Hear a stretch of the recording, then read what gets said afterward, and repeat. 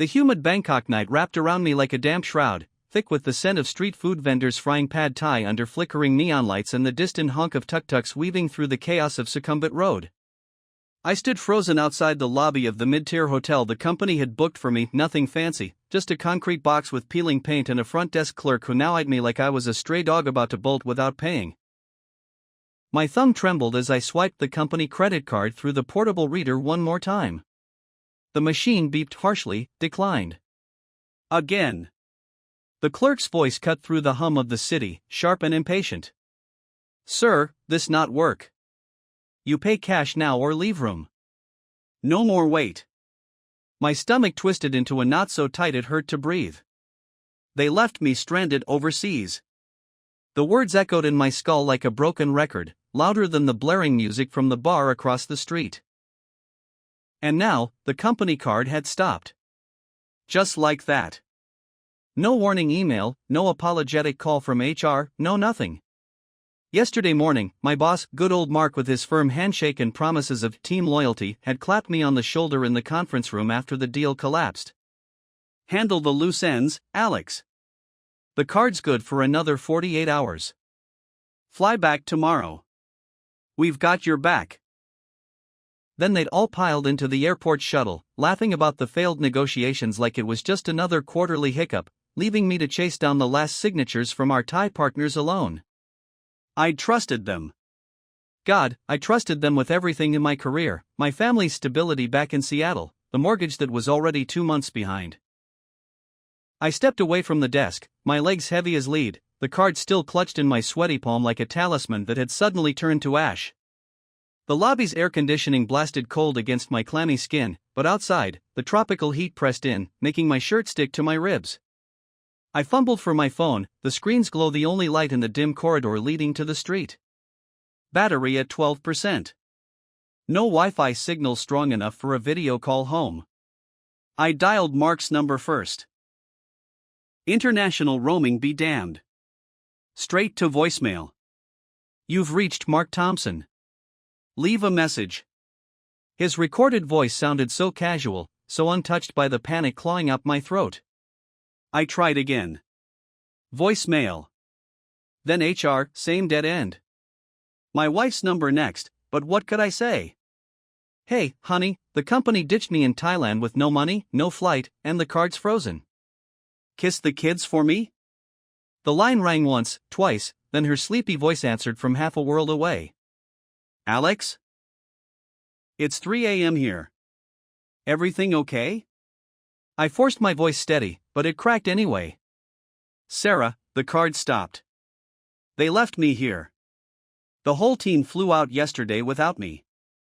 I'm stuck at the hotel, they won't let me back in the room unless I pay cash, and I've got maybe 200 baht in my pocket. That's like $6. The words spilled out in a rush, raw and desperate, and I could hear her gasp on the other end, the rustle of bedsheets as she sat up. Her voice trembled with that fierce protectiveness she always had for us. What? Call the embassy. Or use the emergency line from the company policy, we memorized it together. You can't be serious. They promised, but the connection flickered, her words cutting in and out like a bad dream. Alex, I love you, don't stay safe, then silence. The call dropped. No signal. Just the endless beep of disconnection. I slumped against the hotel's graffiti-scarred wall, the rough concrete scraping my shoulder blades through my thin dress shirt. My mind raced back to the airport lounge 2 weeks ago, when this all started. The team had toasted with overpriced champagne, Mark raising his glass, to closing the biggest deal in Asia Pacific. Alex, you're the closer, we couldn't do it without you. I'd beamed like an idiot, thinking of the promotion, the bonus that would finally let us take the kids to Disney. Now that memory soured in my gut, twisting into something poisonous. How long had they planned this? Was the deal ever real, or was I the sacrificial lamb sent to take the fall when the Thai partners pulled out over licensing issues? My chest heaved with a sob I swallowed down hard.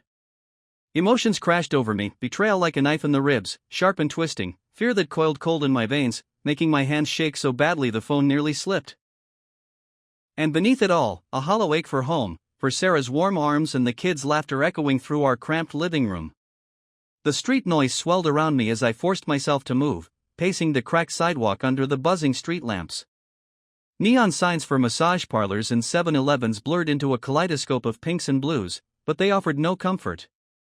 I tried the ATM across the road, the one I'd used flawlessly for days. Insert card. Enter PIN. Wait. Declined. Insufficient funds. The machine spat the card back at me like it was contaminated. I slammed my fist against the plastic casing, the impact sending a jolt up my arm that did nothing to dull the rising dread. What if this wasn't just a glitch? What if corporate had flagged the account the second the deal tanked, writing me off as a liability? Stranded overseas with no passport backup, mine was in the hotel safe I couldn't access now, and no cash for a cab to the embassy. The nearest one was miles away in the embassy district, and with night falling fast, the sidewalks were emptying of tourists, leaving only shadows and the occasional motorbike whizzing by with drivers who glanced at me too long. Panic clawed higher, my breath coming in short, ragged bursts. I pictured Sarah alone with the kids, staring at the ceiling, wondering if I'd ever make it home. Would they evict us if the mortgage skipped another payment? My daughter's birthday was next month. She'd asked for that stupid doll I'd promised. Tears burned my eyes, hot and unwelcome, mixing with the sweat on my face. I wiped them away furiously, refusing to break here in the open where anyone could see. But the suspense of it all, the not knowing, gnawed at me like rats in the dark. How long could I last? 1 night on the street? 2? Thai authorities didn't mess around with overstayed visas or unpaid bills. I'd heard stories from expats back at the office. Guys dragged off to immigration detention, phones confiscated, families scrambling continents away. Was that my future now? Locked in some humid cell while the company pretended I never existed? A figure detached from the shadows near the alleyway, a local man in a faded polo shirt, maybe in his 40s, with a cigarette dangling from his lips. He approached slowly, hands visible like he knew I was on edge. "You okay, mister? Look lost. Need help? I have friend, can change money, good rate. Or call embassy for you." His English was accented but clear, eyes flicking to my rumpled clothes and the useless card still in my grip. Suspense tightened every muscle in my body. Was this a scam? One of those infamous tourist traps where help ended with a knife to the ribs and an empty wallet? Or genuine kindness in a city that swallowed foreigners whole? My mind screamed no, but desperation whispered yes. I had no choice. The hotel clerk had already started locking the glass doors behind me, the click echoing like a final nail. My card stopped, I muttered, voice hoarse. Company left me. No money. Just need to get to the airport tomorrow, flight's booked, but I can't even pay for the taxi. The man nodded slowly, pulling out a cheap flip phone. I call friend. Maybe advance you 5,000 baht. You pay back later, okay? But hurry, police patrol soon. His smile didn't reach his eyes, and my heart hammered against my ribs like a trapped bird. Emotion surged, relief flickering like a dying match, undercut by terror that this could be the end, the moment I crossed into something irreversible. I glanced back at the hotel, its lights mocking me from behind the glass. Sarah's voice from the dropped call echoed in my head, "Stay safe." But safe felt like a lie now, overseas and abandoned, the company card a worthless plastic ghost in my pocket.